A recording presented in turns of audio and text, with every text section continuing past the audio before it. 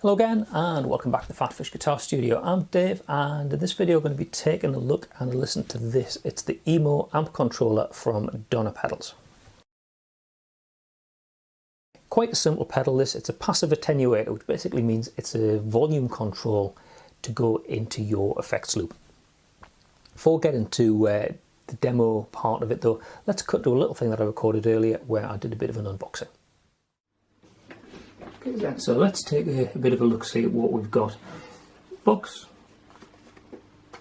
Interesting, got like a magnetic catch, which is a bit more plush actually than quite a lot of effects pedals I've seen. So what we've got inside, we've got an instruction guide. Join the Donner Vine program. That's just some sort of customer loyalty scheme, I think. Sticker and pedal cosseted in this foam here. Oh no, this actually feels quite good. Form factor, this reminds me a lot of the Moore pedal. Got a Moore micro looper down on the pedal, so it's a typical sort of mini pedal format. This has got quite a good feel to it. It's good weight, so it's a nice solid metal case. Push button feels quite good. Yeah, quite a positive feel on the knob there. Good quality rubber base on it, so it's not going to slip around.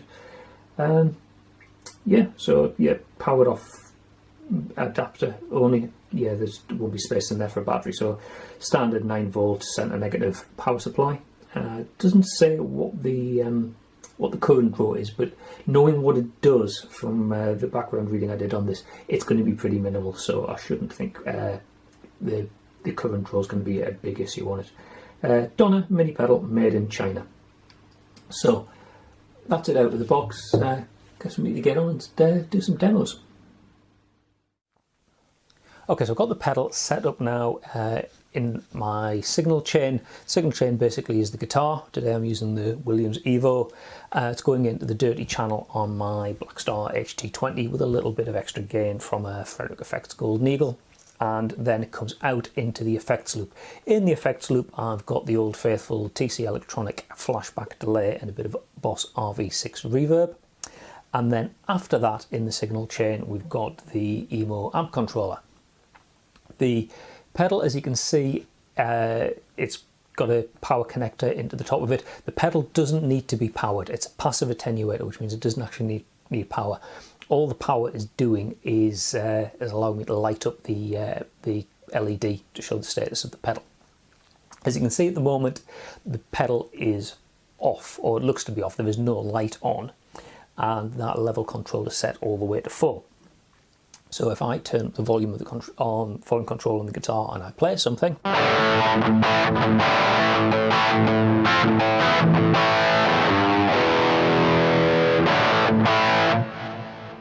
that's pretty much my regular volume that I'd expect to hear in the room. If I press the button on the pedal, light comes on and nothing. So in this mode where the pedal is, shall we call it, on, it's acting like a mute switch, which is useful if you want to play your guitar and then do a guitar change, or you don't want the like cable noise and crackling or whatnot.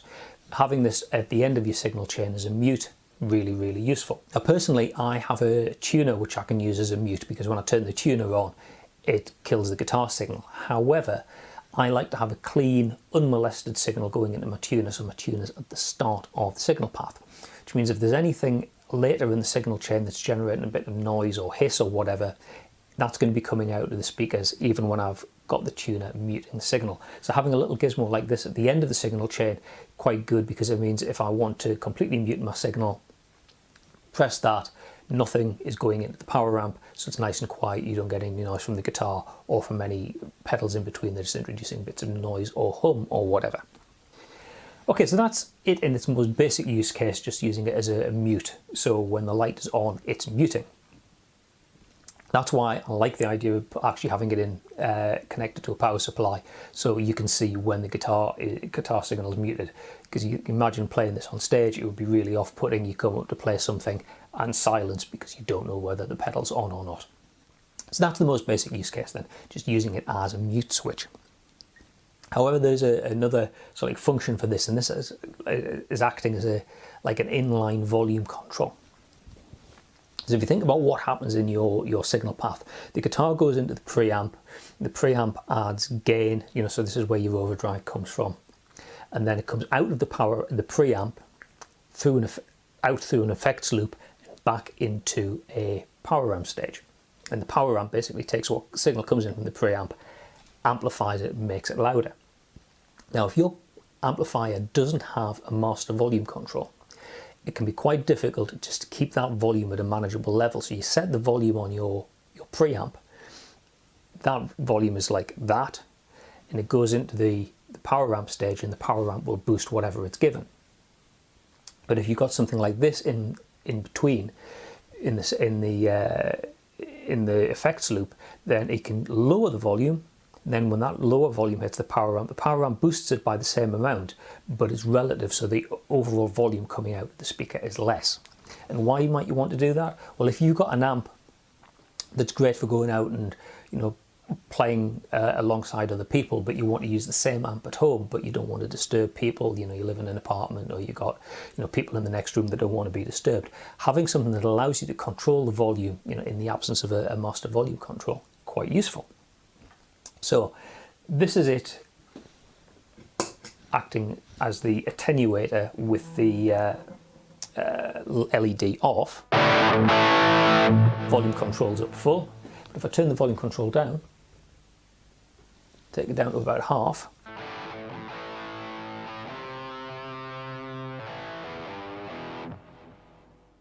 yes, that's really making a difference to the sound.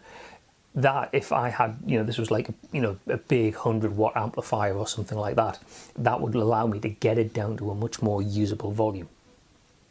To kind of give you an idea what the range is on the that volume controller, what I'm going to do is just quickly record something into the looper, allow that to play while I twiddle on with the volume control.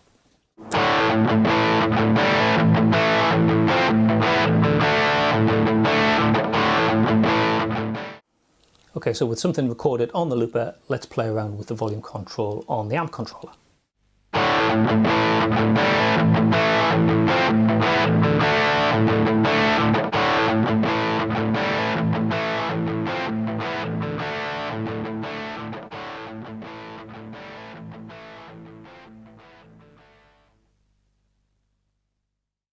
As you can hear then, it does the job. It goes from full volume all the way down to quiet, as you'd expect. Now, just a couple of things to note about what this does. It's a fairly simple pedal. It's basically a volume control to sit in your effects loop. And that's the important thing. It should be in your effects loop. If you look in the instruction manual, it does say the all-important words, don't put it between the amplifier out and the speaker. If you do that, very, very expensive, very bad things will happen. The line level that runs through an effects loop is completely different to the level of power that comes from the power outlet on the amp going to the speaker. And if you put a little passive attenuator like this in, things will break, expensive things will break, so don't do that. Now, it does say that in the instruction manual, but I think it should say it a little bit bigger. It should be bold text marked as a warning, just to be on the safe side. The other thing it says in the instruction manual that kind of caught my eye was it says it's true bypass. Quite a fashionable thing for pedals to say that they're true bypass. Now, I don't get how this can be true bypass, because when the pedal's on, if you like, when that LED's on, it's acting as a mute.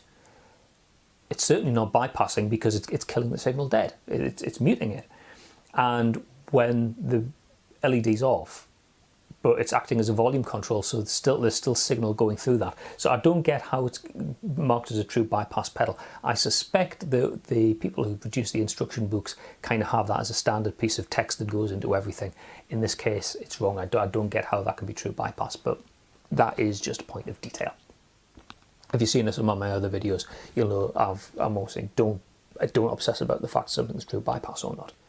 So impressions on this as a pedal? Yeah, it feels pretty good. I'll go full disclosure. Yes, the pedal was supplied to me by Donna, but I took it on the understanding this would be an independent review. They're not paying me to say good things about the pedal. So what do I think of it? It actually feels quite good quality. When you look at the price of it, I think these are on Amazon for about £28, but I guess if you shop around, you know, prices will vary depending on where you go.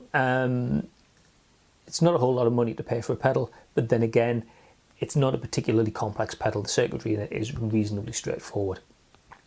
I think, I'm not an electronics engineer, but I imagine what's going on there is not as complicated as something you get in like a drive pedal or a fuzz or a modulation pedal or anything like that. But that said, the overall construction, the way it presents itself is pretty good. I've got a Moore mini pedal, and it seems to be a similar sort of chassis to that. It's a good solid sort of weight to it. It feels like a quite nice thick metal case that it's in. The foot switch feels good, positive action to it. The volume control has a good action to it. So yeah, I actually quite like that little pedal, the way it's put together. It has it kind of inspires a bit of confidence in the way it's built. Whether it would survive, you know, years and years kicking around on a touring guitarist pedal board, I can't really say, not in the context of a little review like this, but first impressions were, yeah, pretty positive. What else do I need to say? Oh, now I did mention that true bypass thing, and it did make me think, well, is having that in the signal chain affecting the quality of your sound in any way? So what I'm going to do is play something with the pedal kind of turned up full, so it's in the signal chain, but it's not doing anything to the volume. And then I'll mess around with the cabling. I'll take it out of the signal chain altogether and kind of compare and contrast and see if there's any difference in sound quality for having the pedal there or not. So let's hear it with the pedal in.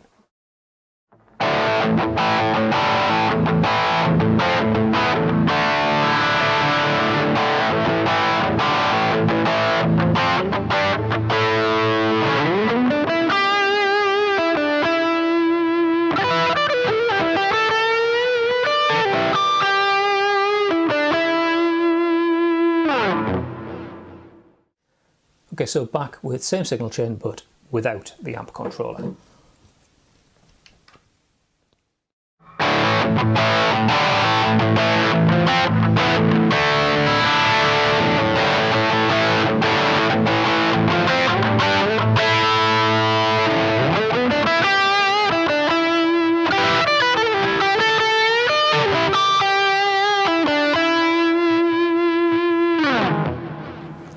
In the room, that sounds pretty comparable.